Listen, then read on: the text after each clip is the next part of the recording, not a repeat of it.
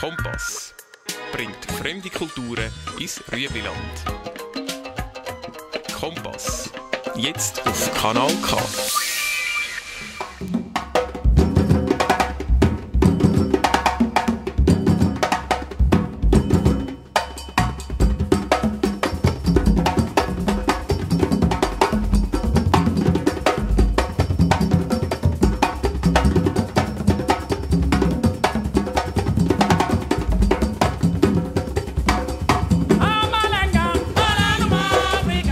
Hallo zusammen, Sie sind live in der Sendung Fenster of Afrika, eine afrikanische Politik- und Kultursendung. Ich bin Sylvain Amos am Mikrofon. Viel Vergnügen auf Radio Kanal K.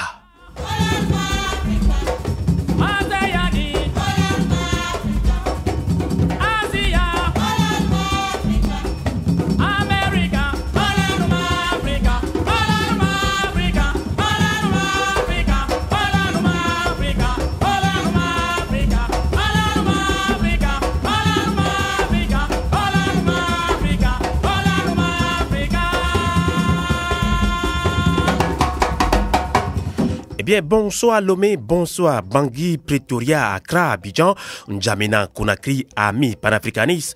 Merci de choisir Radio Kanal K en ce moment même pour vous informer. Bienvenue donc dans Fenêtre sur l'Afrique. Au Togo, le collectif Sauvons le Togo a fêté 1 an de sa création.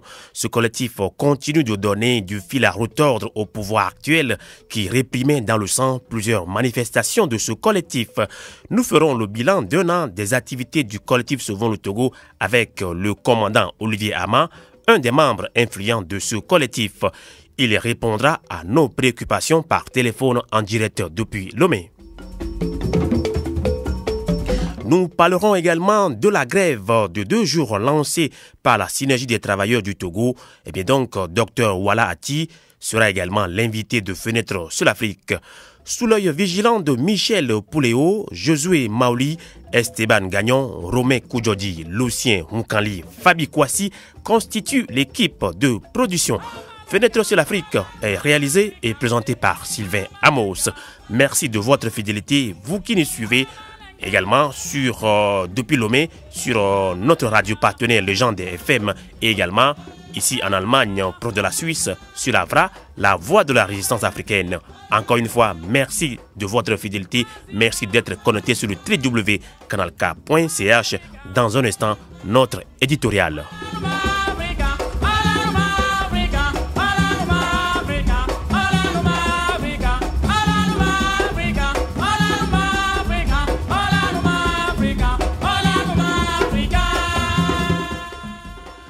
La justice togolaise est-elle crédible et indépendante? C'est la question que se posent beaucoup de Togolais. Elle est depuis quelques années au centre d'une vaste problématique, au milieu de nombreuses polémiques, et ceci au pas de botte du pouvoir, au lieu de protéger la veuve et l'orphelin. Elle, c'est la justice togolaise. En témoignent les procès retentissants, iniques et honteux concernant des groupes de presse, des hommes politiques, des journalistes, des syndicalistes ou encore les contestations de décisions rendues en matière électorale. Même les petits contentieux résultant des doubles ventes de terrain au Togo ne sont pas épargnés par l'instrumentalisation de la justice togolaise. Fenêtre sur l'Afrique revient sur cette affaire d'incendie des marchés tout simplement parce qu'elle a dévoilé enfin le vrai visage hideux de la justice togolaise, longtemps critiqué par beaucoup de Togolais. Les derniers événements politiques survenus dans la République togolaise nous permettent de douter de sa crédibilité. En effet, dans le cadre d'une enquête sur les incendies des marchés de Kara et de Lomé qui ont eu lieu entre le 9 et le 12 janvier 2013, notons que ces drames sont survenus alors que le collectif Sauvons le Togo, coalition de partis politiques et d'organisations de la société civile, avait appelé à 3 journées de manifestation pour demander l'ouverture d'un réel dialogue entre le gouvernement et l'opposition.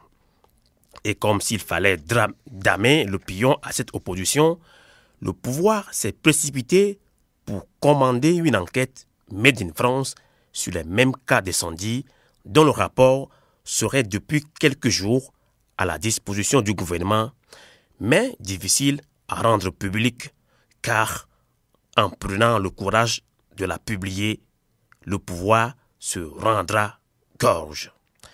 Nos pensées vont en ce moment précis aux 27 innocents qui croupissent en prison de Lomé, mais aussi à Kara, des étudiants déférés sans aucune preuve, avec la seule faute, autre que d'avoir participé à des manifestations du collectif Sauvons le Togo.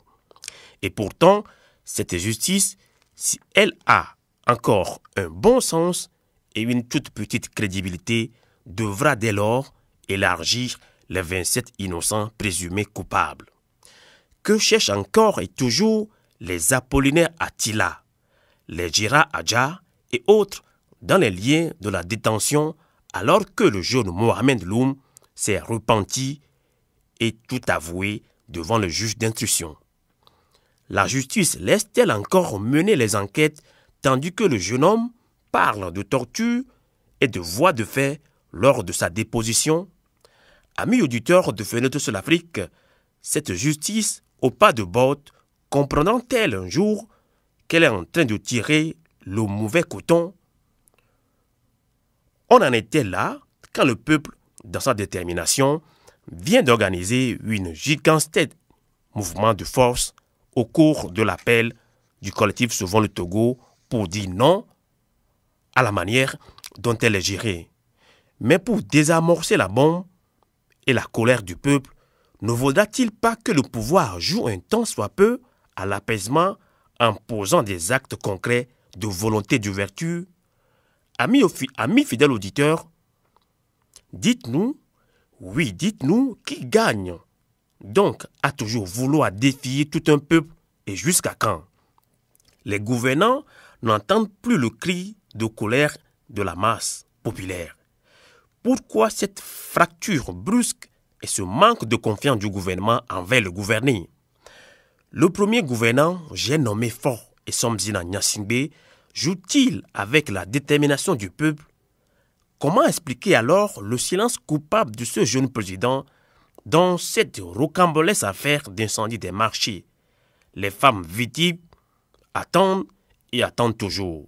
Le peuple attend, mais aucun discours officiel d'apaisement de Fort Nyasingbe depuis l'incendie des marchés de Lomé et de Kara. Pourquoi refuse-t-il à renouer le dialogue avec son peuple? Nous ne saurons le dire. Certainement, la fin justifiera les moyens. Nous osons croire que ceux qui aiguillonnent la justice reviendront à la raison pour donner l'ordre de libérer les innocents. Mais en attendant, amis auditeurs, le feuilleton Loum ne fait que commencer. Attendons de voir. Le Togo appartient à tous les citoyens de ce beau pays d'Afrique. Nous exhortons donc toute la classe politique, notamment les tenants du pouvoir, à agir dans l'intérêt supérieur de la nation, eh bien, comme l'a chanté notre frère artiste Djad Fozis.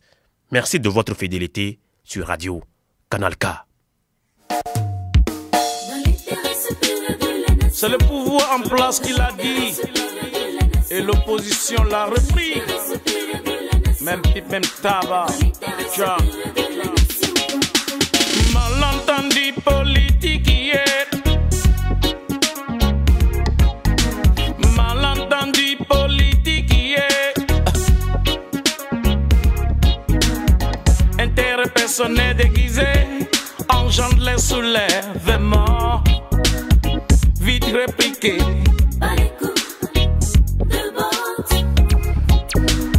Vite répliqué. Ceux qui sont au pouvoir s'y accrochent. Et on essaie pourquoi. Même si autour de tout s'écroule. Ils prétendent aimer ce peuple. Ils prétendent aimer ce peuple.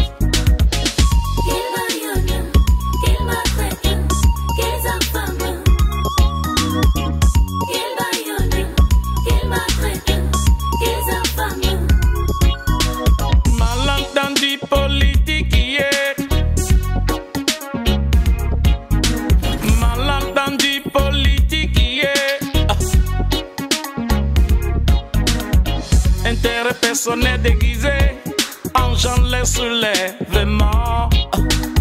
Vite répliqué. De gaz. Lacrymogène. Vite répliqué. Pas des coups de bâton. Ceux qui sont au pouvoir s'y accrochent. Et on essaie pourquoi. Même si autour de tout s'écroule, ils prétendent aimer ce peuple. Ils prétendent aimer ce peuple.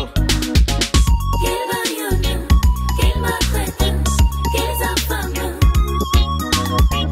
Qu'ils baillonnent, qu'ils maltraitent, qu'ils affament. Ils prétendent aimer ce peuple. Ils prétendent aimer ce peuple. Qu'ils baillonnent, qu'ils maltraitent, qu'ils affament. Qu'ils baillonnent, qu'ils maltraitent, qu'ils affament.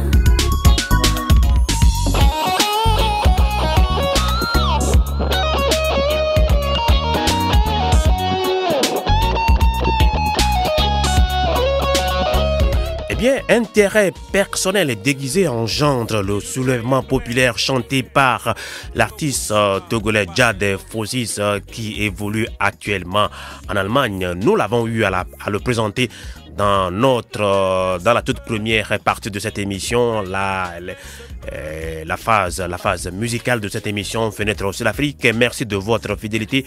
Nous allons prendre dans quelques instants notre correspondante Fabi Kwasi en direct depuis Lomé. Légende FM, partenaire officiel de Fenêtre sur l'Afrique, un programme de Radio Canal K en Suisse. Une émission réalisée et présentée par Sylvain Amos. Fabi Kwasi, bonsoir. Sylvain Amos, bonsoir. Bonsoir aux amis auditeurs. Merci de nous accompagner en direct depuis Lomé.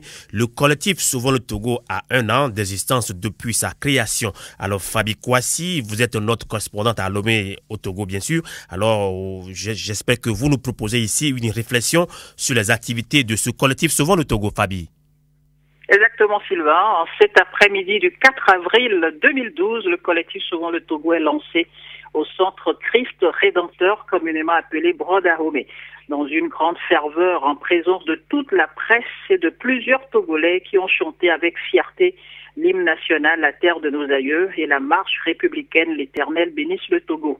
Oui, les Togolais, après tant d'années de sacrifices en énergie et surtout en vies humaines, étaient enfin fiers de voir encore et enfin des Togolais prendre sur eux de donner un autre tournant, un autre sens à la lutte démocratique entamée depuis plus de 22 ans en vue d'une alternance effective qui jusqu'aujourd'hui reste une équation cocasse que cette opposition et que ce peuple debout avec dignité peine à réaliser.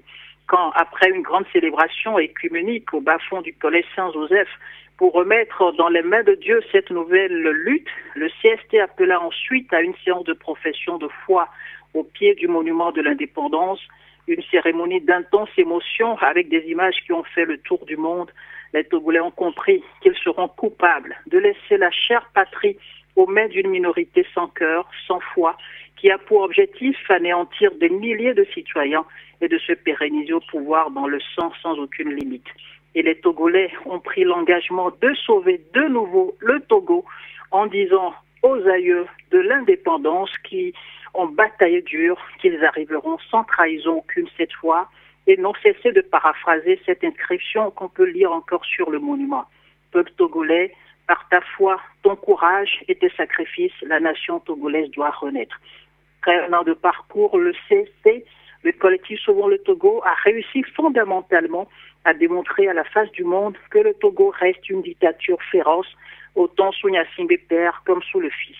La monstre mobilisation du 12 juin 2012, première manifestation grandeur nature du collectif, avec plus de 500 000 Togolais dans les rues, selon plusieurs observateurs, sonnera le glas d'un régime moribond et voyou qui ne respecte ni les tests de la République, ni la vie et la dignité de l'humain. Le collectif, en bref, a poussé fort Gnassingbé à révéler sa vraie face aux Togolais qui lui trouvaient encore des circonstances atténuantes et au monde entier à qui il a réussi, grâce à son apparence d'homme calme et moderne, à dribbler. Car les objectifs de Gnassingbé II sont clairs. Rester au pouvoir éternellement avec des pratiques les plus odieuses. La falsification de l'histoire, le faux et usage de faux, une armée dressée pour tuer le peuple, une justice aux ordres pour étrangler les empêcheurs de tourner en rond et des amis d'hier, une administration clochardisée, une politique de violation des droits humains, de torture, de corruption, de pillage systématique des ressources érigées en mode de gouvernance, une vie princière avec des dépenses mirobolantes pendant que la population croupit dans la misère et qu'en ce 2013, dans les savanes, les enfants de ce pays ne connaissent pas le pain et se demandent si c'est une nourriture qu'on peut manger. Le collectif, avec sa dernière trouvaille labellisée les derniers tours de Jéricho, réussit donc à sortir Fort et son entourage de ses gonds et n'ont trouvé mieux que d'incendier comme de véritables sans-cœur des marchés de Lomé, de Cara et d'autres édifices encore, comme le soutient d'ailleurs la lettre du continent qui affirme que ce sont les proches du régime qui ont posé cet acte criminel. Qu'un pouvoir soit capable de tels actes criminels et d'autres de par le passé, qui sont finalement la marque de fabrique du régime, fait voir clairement que les Togolais sont sous l'emprise de véritables crapules qui n'ont que faire de respecter les principes fondamentaux de la vie. Mais le collectif Sauvons le Togo a 1 an et après. Comme les autres regroupements, les autres coalitions de l'opposition que les Togolais ont connues par le passé, le collectif Sauvons le Togo est tombé dans le piège sans fin des faux dialogues et des élections truquées. Pour un collectif qui demandait au prime abord le départ de Faure Gnassingbé, sous le vocable « Faure must go », il est étonnant que même avec les arrestations et les inculpations fantaisistes de ses camarades de lutte, le collectif quitte cette ligne de lutte pour chanter le dialogue, le véritable dialogue tous les jours en vue des élections propres. Pourquoi pas un dialogue pour négocier les conditions de départ de M. Gnassingbé Faure, qui boucle son second mandat en 2015, conformément à la Constitution de 92 votée par référendum par ce peuple à plus de 97%. Ne serait-ce que pour coller à sa première logique de Faure must go.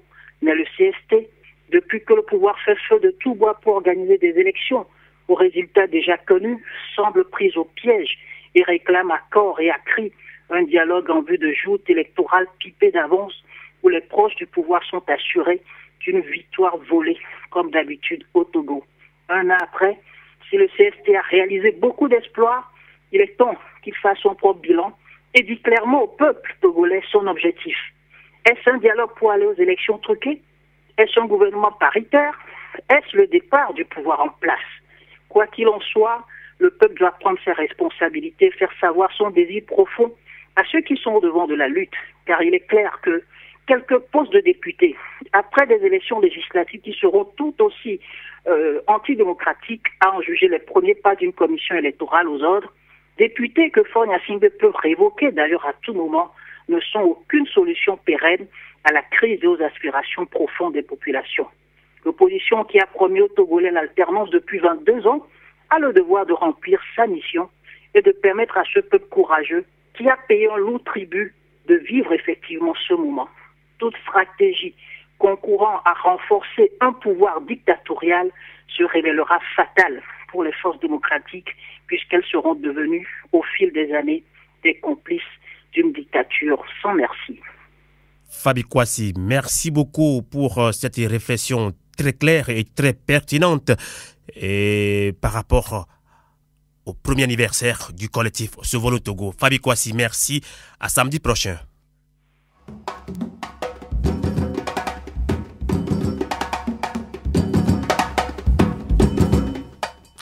togocity.com, icilomé.com, cvu-togo-diaspora.org, mo5-togo.com, togo-online.co.uk sont nos sites d'information partenaires de Fenêtre sur l'Afrique.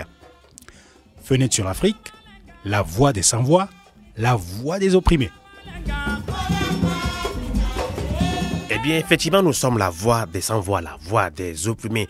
Vous pouvez également réécouter nos émissions sur le togovie.com, un site purement consacré à l'actualité politique au Togo en vidéo. Vous pouvez également réécouter nos émissions sur le togovie.com ou tout comme également www.togo-actualité.com.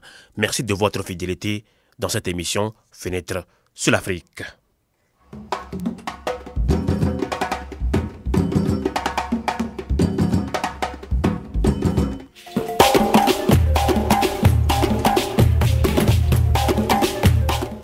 Le micro de Fenêtre sur l'Afrique avec Sylvain Amos sur Radio Canal K.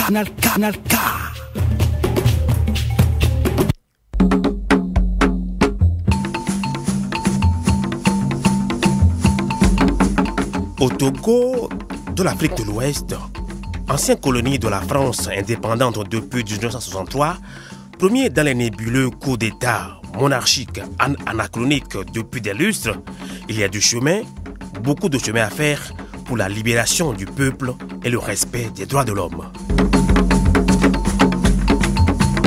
Eh bien, justement, pour pallier à ces insuffisances en matière de liberté et du respect des droits de l'homme, est né il y a un an le collectif Sauvons le Togo.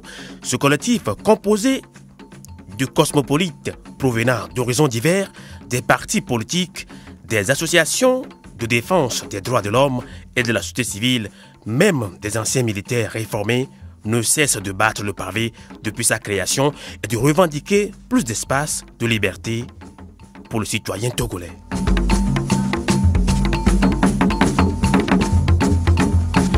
Eh bien, le collectif Sauvons le Togo vient de souffler une bougie. Un an d'existence trop prématuré pour en dégager un bilan d'activité. Certainement non. Alors, pour éclairer vos antennes, pas le docteur, il est commandant Olivier Ama est l'invité de Fenêtre sur l'Afrique dans un instant.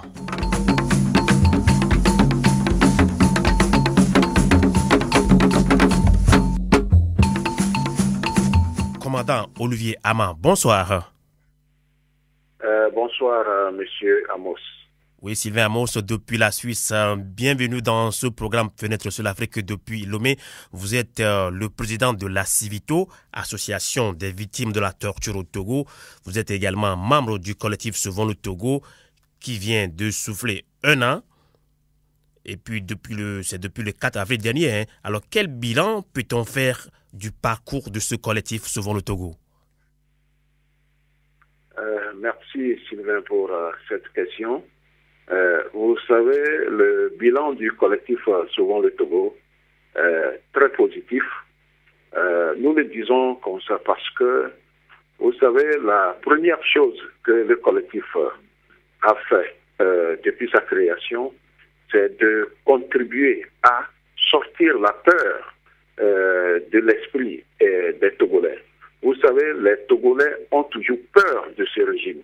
Donc, avec le CST, on est arrivé à anticiper cette peur sur toute l'étendue du territoire, même au niveau de la diaspora.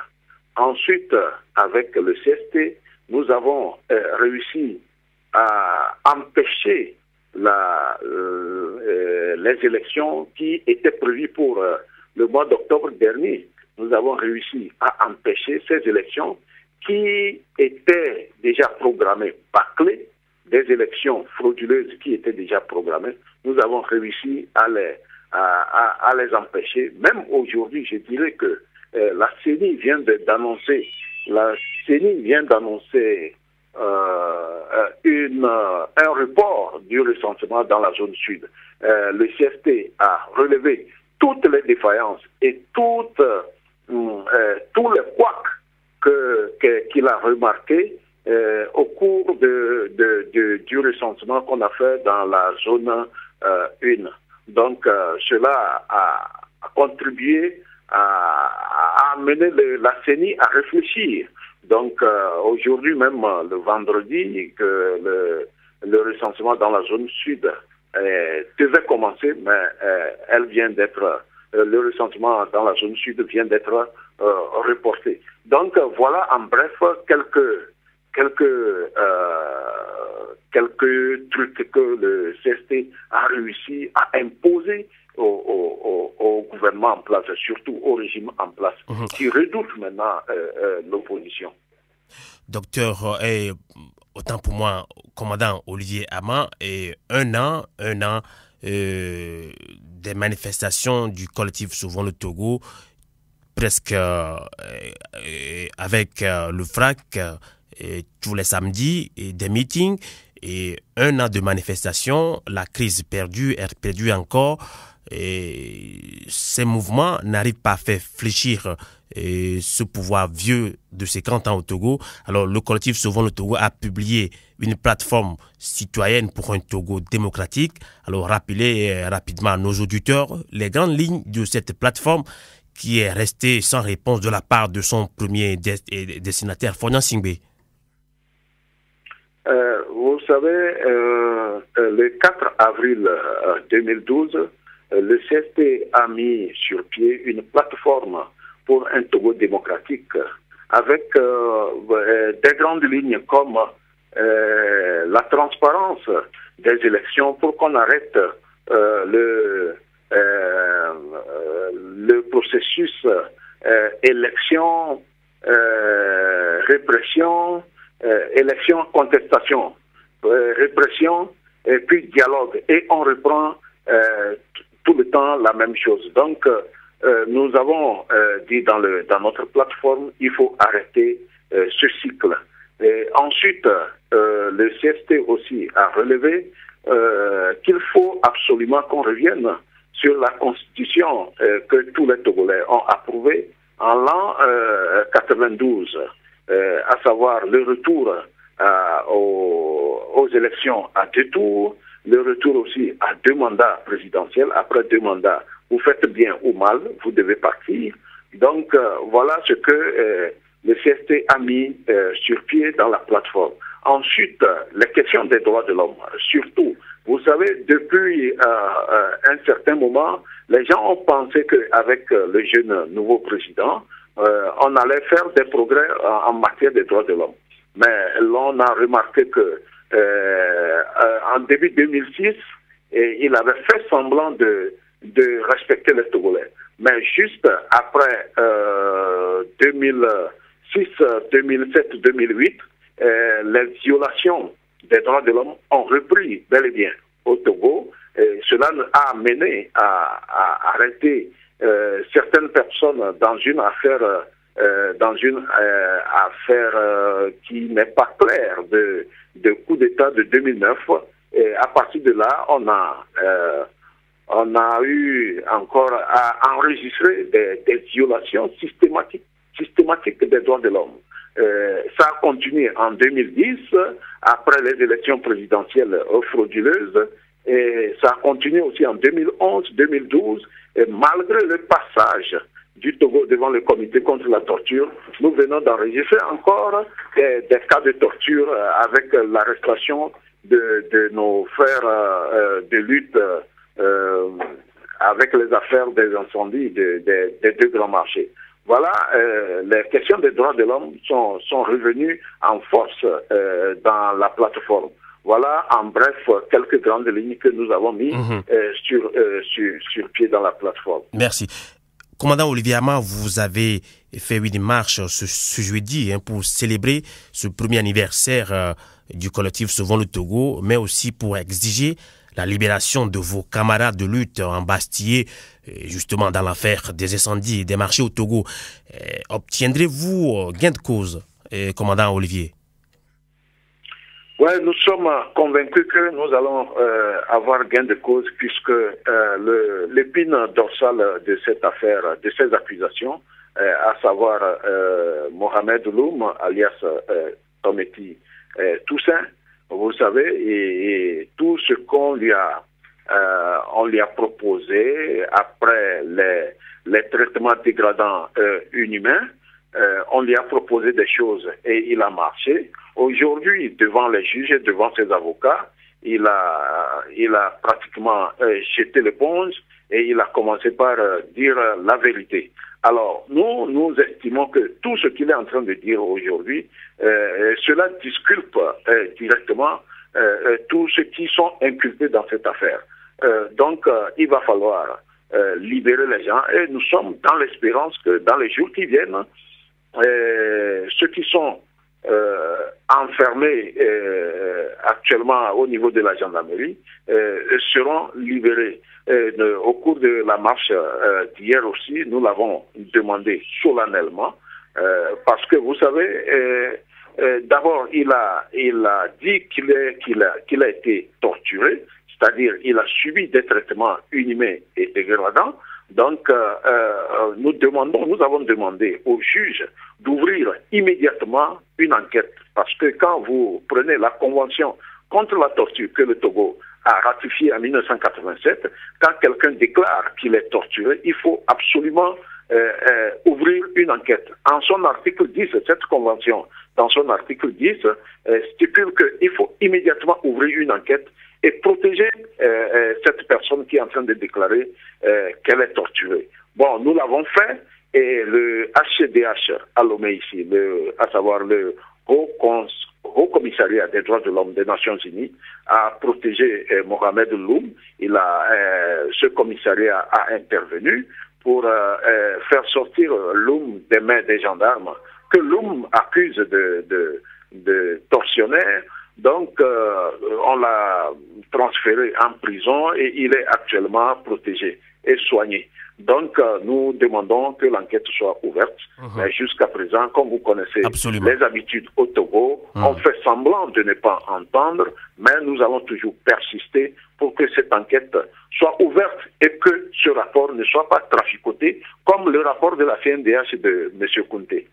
Commandant Olivier Ama, et vous êtes une association à Civito, une association de défense des droits de l'homme.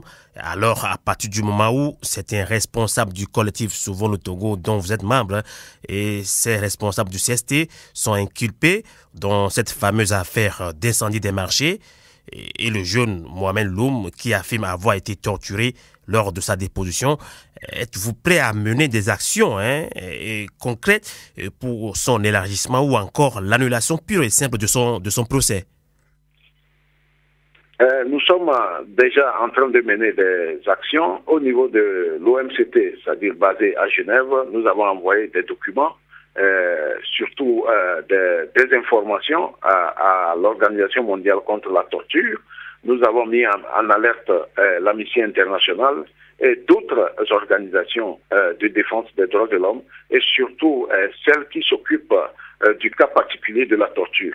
Donc, nous avons signalé cela sur le plan international et sur le plan national. Nous sommes en train de faire pression sur le HCDH pour qu'il aussi prenne des dispositions pour faire pression sur les autorités judiciaires en vue d'ouvrir une enquête.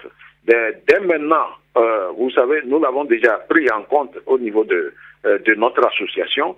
Il est en même temps, il devient, en attendant que les enquêtes soient menées et conclues, il devient membre. Et si je le dis parce que je sais comment ça se passe.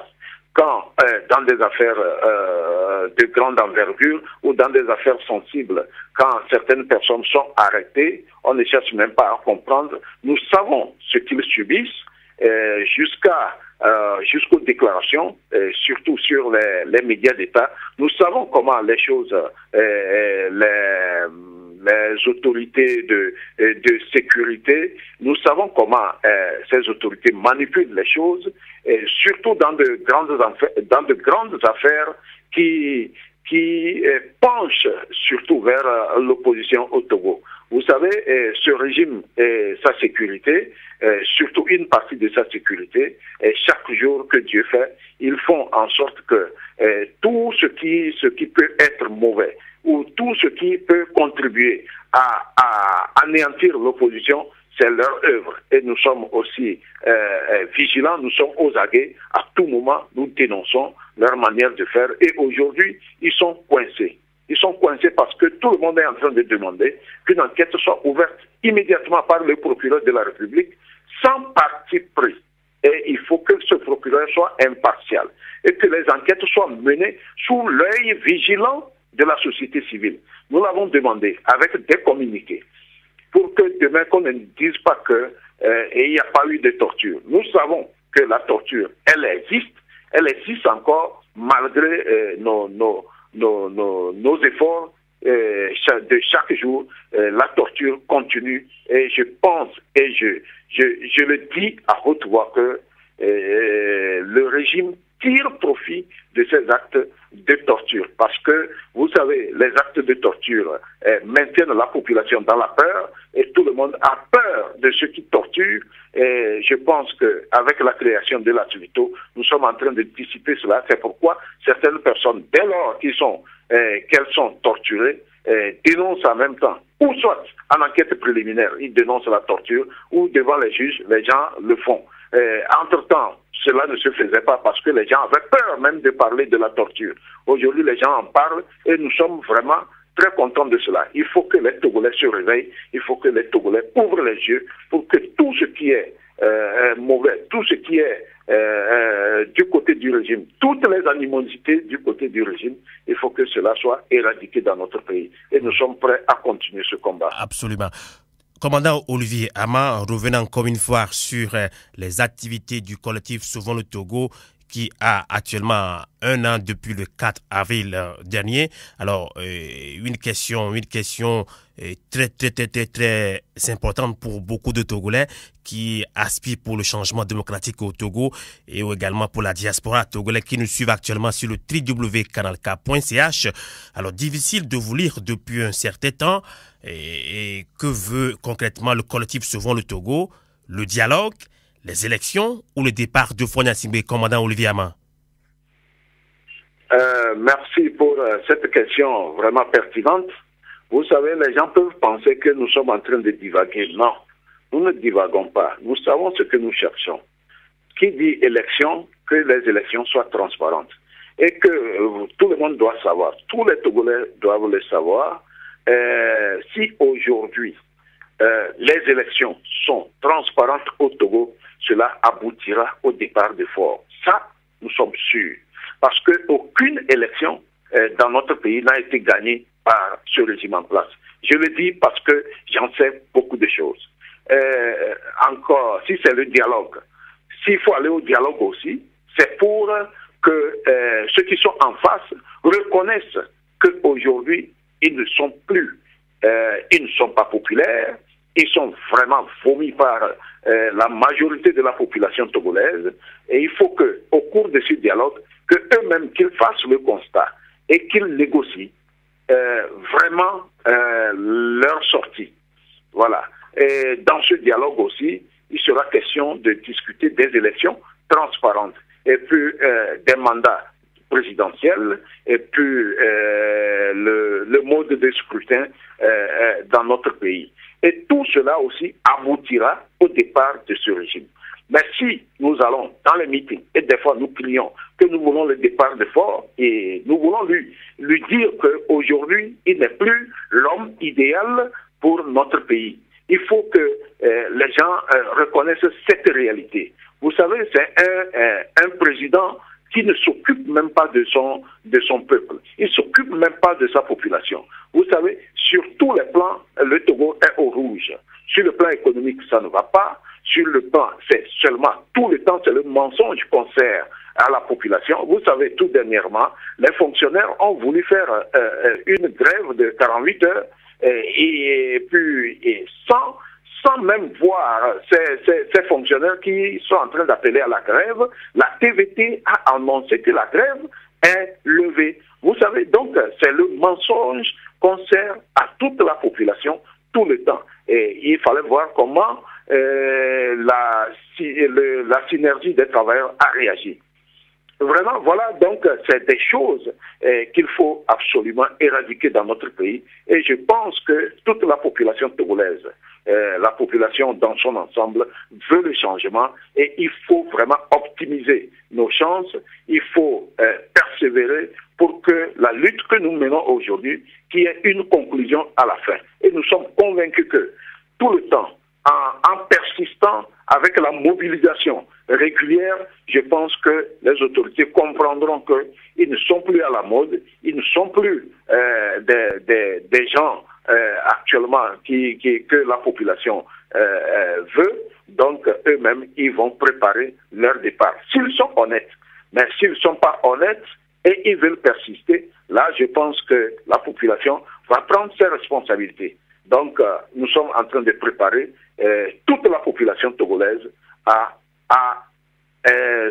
s'approprier la lutte pour le changement. Donc, que personne ne pense que nous sommes en train de mélanger les pinceaux. Nous savons ce que nous cherchons. Justement,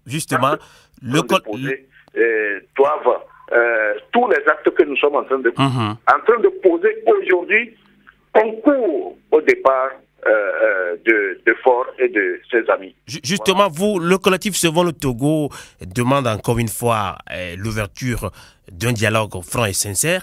Alors, on connaît l'histoire de concertation, de dialogue entre pouvoir et opposition au Togo qui n'a jamais abouti. Alors, à quand l'alternance que vous avez promis aux Togolais, quand même à la création de ce collectif Sauvons le Togo? Voilà, l'alternance que nous avons promis aux Togolais peut arriver à tout moment. Tout dépendra de la mobilisation de la population togolaise. Et vous savez, je dirais qu'il y a deux Togos. Il y a le Togo dans lequel nous sommes aujourd'hui, et le deuxième Togo, c'est la diaspora. La diaspora, il y a plus d'1 million de Togolais à l'extérieur. Et chaque Togolais de l'extérieur a une famille ici. Mais que même ceux qui sont, vous savez, même à la diaspora, ce que nous avons remarqué, les gens de la diaspora ont encore peur de ce régime. Voilà. Donc, il faut absolument que la diaspora contribue à faire dissiper la peur dans leur famille et que la lutte soit générale. Et si aujourd'hui la lutte est générale, je pense que les autorités de ce pays ne vont plus attendre, ils vont partir rapidement. Mais si nous continuons cette lutte d'une manière disparate, c'est-à-dire c'est une partie seulement du Togo qui se mobilise tout le temps et que les autres parties, surtout à l'intérieur du pays, ne bougent pas aussi comme Lomé, donc ça va encore prendre le temps. Et il faut que tout le monde s'approprie cette lutte. Et si les Togolais, la majorité des Togolais, quittent la peur et que la lutte devient générale dans toutes les préfectures, je pense que les autorités de ce pays ne vont plus tarder à partir. Justement, commandant Olivier Ama, vous étiez un ancien militaire. On dit souvent que l'armée a pris trop de poids dans la gestion du pouvoir au Togo. Alors, que cherche un commandant dans le collectif Sauvons le Togo? Est-ce que vous voulez faire de la politique, commandant Olivier Ama? Bon, je n'avais pas prévu faire de la politique, mais maintenant la situation m'a amené à rentrer dedans. Vous savez, j'ai été frappé par ce régime. Avant, j'étais militaire, ils m'ont chassé. J'ai été frappé par ce régime. Donc, je suis obligé, c'est un devoir pour moi. C'est pas parce que aussi j'ai été frappé, je pouvais même me cacher dans mon coin. Mais je sais que tous les Togolais sont frappés aussi de la même manière, sur différentes formes. Donc, certains à l'hôpital, les pauvres n'ont rien dans les hôpitaux. Si vous allez dans les campagnes, les Togolais n'ont pas d'eau potable. Les gens vont encore à la rivière. Si vous allez chez les paysans, ils n'ont pas de matériel pour cultiver. Et ils sont encore avec les roues, le matériel de 1900, de l'ancien temps. Donc, sur le plan agricole, rien ne progresse. Sur le plan économique, si vous êtes un homme d'affaires, vous n'êtes pas dans le parti du président de la République, on ne vous donne pas les marchés. Donc, on ne vous considère même pas que vous êtes un Togolais et que vous avez droit aussi au partage des richesses nationales. Devant toutes ces injustices, je suis aussi un Togolais et je réfléchis devant toutes ces injustices. Je me suis lancé aussi dans la bataille pour lutter pour un bien-être pour mes concitoyens. Mais à la fin, moi, ce n'est pas un gain qui me préoccupe. Il faut absolument que tous les Togolais aient de quoi vivre, tous les Togolais soient considérés, soient respectés. Même si vous êtes du parti d'opposition, vous avez le droit aussi d'avoir des marchés et de construire le pays. Donc, devant toutes ces injustices, je me sens obligé de me lancer dans la bataille pour chercher aussi le changement que les Togolais cherchaient depuis. Même quand j'étais dans l'armée, vous savez, si aujourd'hui je suis rentré dedans, c'est parce que j'étais pressenti, même étant dans l'armée, étant dans la gendarmerie, je sentais ce besoin du peuple togolais.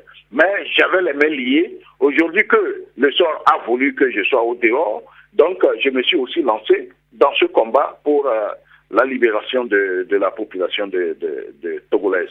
Et je suis convaincu qu'au sein de l'armée, il y en a encore, il y en a plein, mais les gens se disent, si aujourd'hui je parle et on me renvoie, qu'est-ce que je peux faire comme travail? Donc nous sommes en train de nous débrouiller aujourd'hui pour vivre. Et les autres qui sont dedans, peut-être ils n'ont pas, ils ne savent pas ou ils ne peuvent pas penser qu'en sortant de l'armée, ils peuvent vivre. Donc, ils y restent et puis, bon, ils avalent, je pense, ils avalent ce qu'ils pensent comme ça sans pouvoir les extérioriser. Alors, donc, ils sont dedans et ils ne disent rien, mais au fond d'eux, ils veulent aussi les changements. Puisque eux aussi, ils souffrent au même titre que la population. Justement, commandant Olivier Ama, pourquoi justement l'armée a pris trop de poids dans la gestion du pouvoir au Togo? Bon, l'armée a trop de poids. Vous savez, le président qui a régné pendant 38 ans était militaire. Donc, il s'est penché beaucoup vers l'armée. Et surtout quand il était en difficulté en 90, il a recruté des gens qui sont pour lui.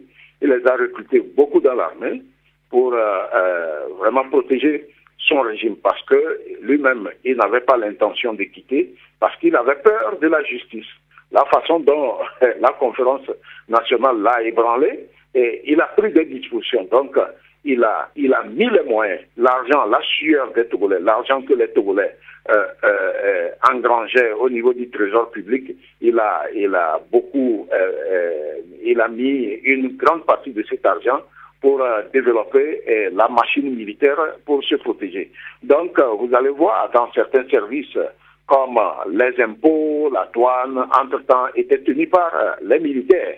Il y a certains services aussi de l'administration où il avait mis les militaires pour bien contrôler l'économie du pays. Donc, c'est ce qui fait que aujourd'hui, les militaires, entre-temps, les militaires se sont sentis qu'ils étaient incontournables autour des Yadema. Donc, ils se sont mis partout et eux-mêmes, au même moment qu'ils protègent le président Yadema, eux-mêmes, ils tirent beaucoup de profits. Donc, ils sont habitués à ces profits et aujourd'hui, ils ne veulent pas lâcher. Mais je pense qu'avec nos actions de chaque jour, beaucoup deviennent conscients. Et s'il faut compter, il n'y a que quelques officiers supérieurs qui sont encore très rattachés au régime. Et nous sommes convaincus que si rien ne se fait aujourd'hui, quand ils seront à la retraite, les choses vont aller encore plus rapidement. Commandant Olivier Ama, merci quand même d'être toujours en direct avec nous dans cette émission Fenêtre sur l'Afrique sur Radio Canal K, sur la VRA, la voix de la résistance africaine également, les gens des FM à Lomé au Togo. Vous êtes le président de la Civito, association des victimes de la torture au Togo. Vous êtes également membre du collectif Sauvons le Togo, qui vient d'avoir 1 an d'existence depuis sa création. Alors, le peuple togolais, beaucoup de Togolais attendent cette alternance que vous avez tant promis aux Togolais. On a vu ces derniers temps, pendant les manifestations du collectif Sauvons le Togo, que des citoyens cotisent pour soutenir la lutte démocratique au Togo. La diaspora, qui est nombreuse à l'écoute de cette émission, en fait autant. Est-ce que vous avez un mot à l'endroit de cette diaspora? Merci, Amos. Au niveau de la diaspora, ce que nous allons leur demander, c'est de nous faire confiance d'abord, de savoir qu'il y a des gens qui sont courageux dans leur pays, qui luttent pour la démocratie et surtout l'état de droit, et que le pouvoir change de main à tout moment. C'est ce que nous voulons. Nous voulons que un homme de Dapan demain puisse être aussi président, et après un homme de Tchélier puisse être aussi président, un homme d'Atakwame, ainsi de suite, pourvu que cette personne ait une carrure nationale.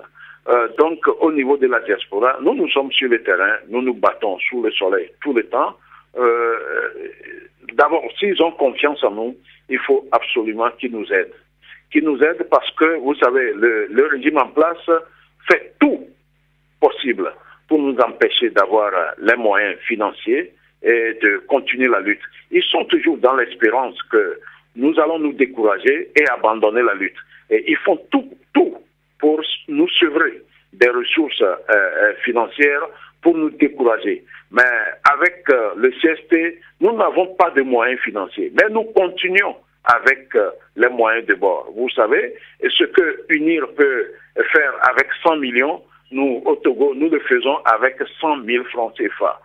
Vous savez, pour la mobilisation, c'est la sonorisation et puis le paiement du stade ou bien de l'endroit où nous allons nous rassembler, et puis de l'eau pour les marcheurs, etc.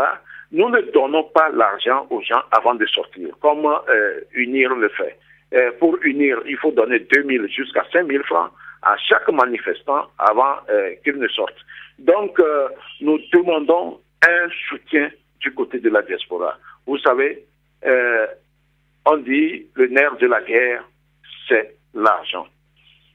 Si nous avons beaucoup d'argent, comme le vieux Handok Bonnet, là, il a dit la fois dernière sur une radio, que s'il il avait et la moitié de la richesse de quelqu'un qu'il a cité, et il donne 3 jours à ce régime et le régime va partir. Voilà, nous avons besoin des moyens financiers et je suis certain qu'avec la diaspora, ils peuvent nous aider. Ils peuvent nous aider s'ils sont unis. Ils peuvent nous aider s'ils s'entendent à travers tous les pays qui regorgent de beaucoup de Togolais. S'ils s'entendent, ils peuvent s'unir sur le plan financier aussi, pour booster vraiment notre lutte pour la libération de notre pays. Absolument. Merci infiniment, commandant Olivier Ama, de nous avoir accompagnés en direct depuis Lomé. Bonsoir chez vous.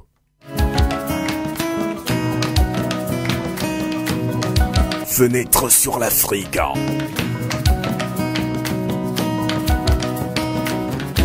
Interview, analyse, débat sur la situation politique et culturelle africaine sur Radio Canal K.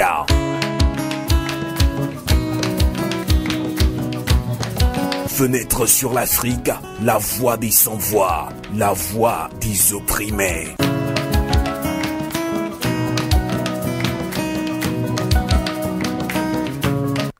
Merci d'être toujours connectés sur le www.canalk.ch.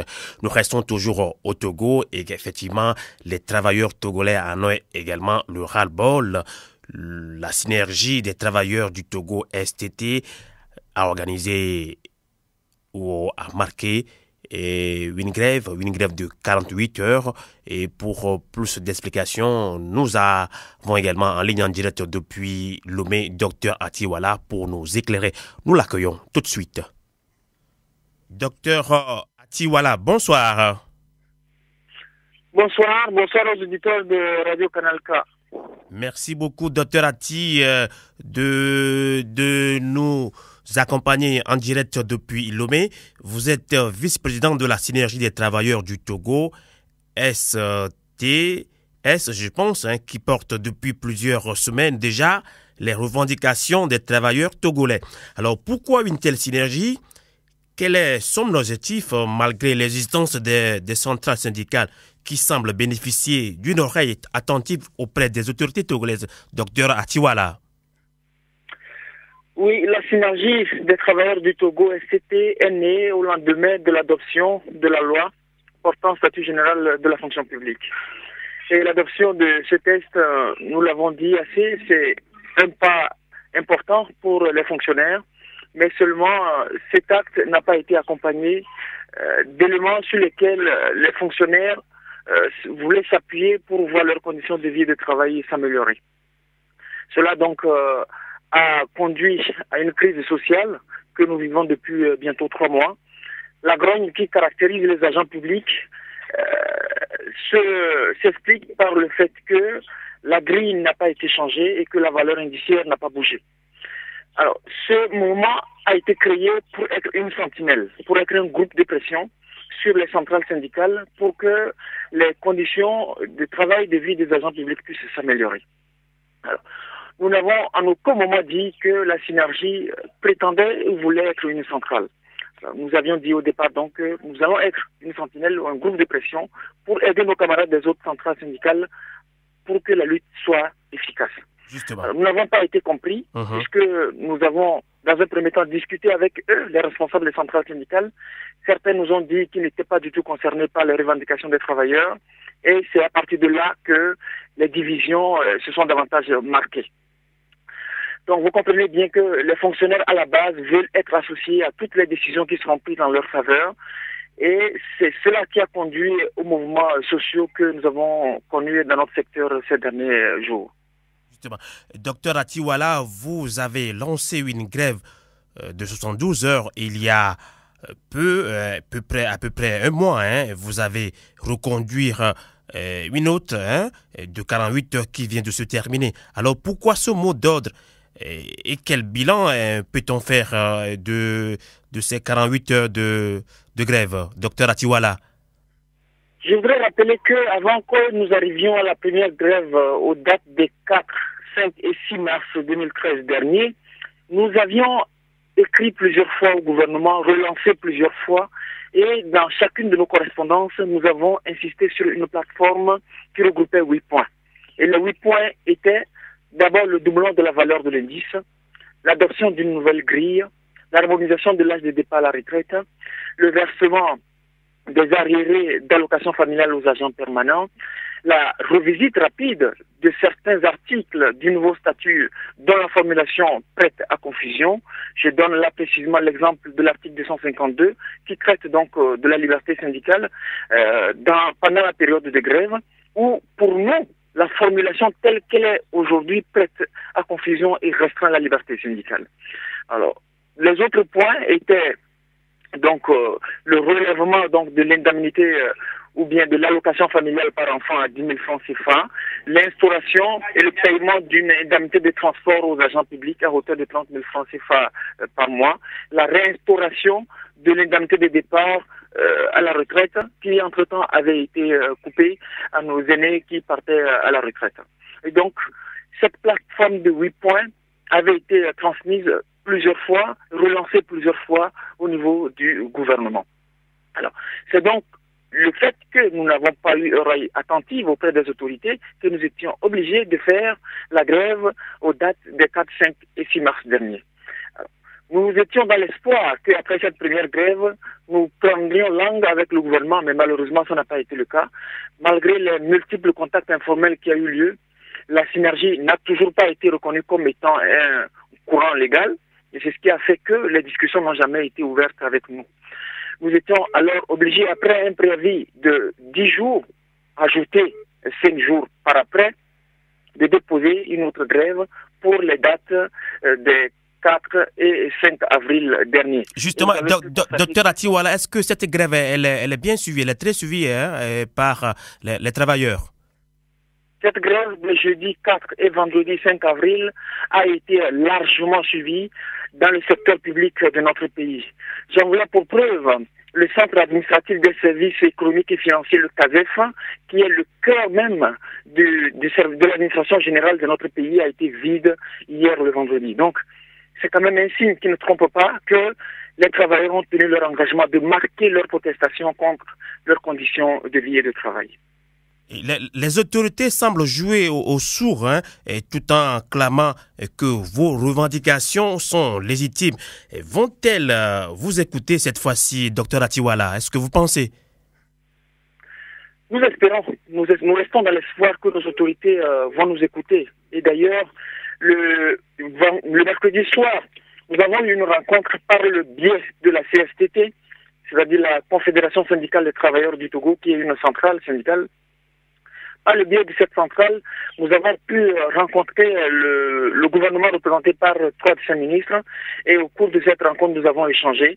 Et nous avons, des deux côtés, marqué notre accord pour que les choses puissent aller de l'avant et surtout que nous puissions rentrer en négociation. Et dans ce sens, nous avons transmis un chronogramme de discussion sur 3 jours qui devrait normalement prendre effet à partir de la semaine prochaine. En tout cas, nous avons fait une proposition allant dans ce sens. Et si le gouvernement est sincère dans cette logique, je pense qu'il y a de fortes raisons de garder espoir. Docteur Atiwala, une question s'impose également. Est-ce que le pouvoir en place a-t-il les moyens de satisfaire totalement à vos revendications? Je pense que nous sommes des travailleurs à la base. Notre pouvoir d'achat se dégrade au jour le jour. Les états généraux de l'administration publique de notre pays, ayant eu lieu en décembre 2006, ont fait des recommandations. Nous demandons simplement au gouvernement d'appliquer ces recommandations. Au cours de ces assises des états généraux, il y avait une partie gouvernementale qui a assisté aux travaux et qui a fait le même constat que les travailleurs et les représentants du patronat. Qu'il était question d'améliorer sans délai les conditions de vie et de travail des agents publics si nous voulons que notre administration soit performante et au cœur du développement dans notre pays. C'est cela simplement que nous demandons au gouvernement. Nous n'avons jamais demandé que les revendications telles que les délais soient satisfaites. Nous voulons simplement que les discussions puissent être ouvertes, qu'on nous dise ce qui est faisable et, chemin faisant, nous trouverons toujours un terrain d'entente. Docteur Atiwala, merci beaucoup. Merci beaucoup. Je rappelle à nos fidèles auditeurs, auditrices de Radio Canal K, effectivement, également de Légende FM à Lomé au Togo, que vous êtes vice-président de la Synergie des travailleurs du Togo, STT. Merci de nous avoir accompagnés en direct depuis Lomé. Docteur Atiwala, bonsoir chez vous. Légende FM, partenaire officiel de Fenêtre sur l'Afrique, un programme de Radio Canal K en Suisse, une émission réalisée et présentée par Sylvain Amos.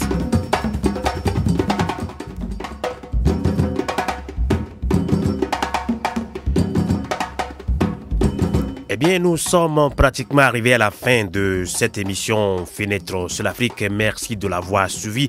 Et comme je le disais, vous pouvez réécouter cette édition du 6 avril sur nos sites internet partenaires comme le 3xw.letogovie.com où vous retrouverez toutes les actualités politiques en vidéo. Vous retrouverez également aussi nos éditions sur ce site, letogovie.com. Également 3xw.togoactualité.com. Ici, lomé.com, togocity.com et www.togo-online.co UK en Angleterre. Également www.togo-diaspora et www.togodiaspora.org. Merci de votre fidélité. Excellente soirée à toutes et à tous. À samedi prochain.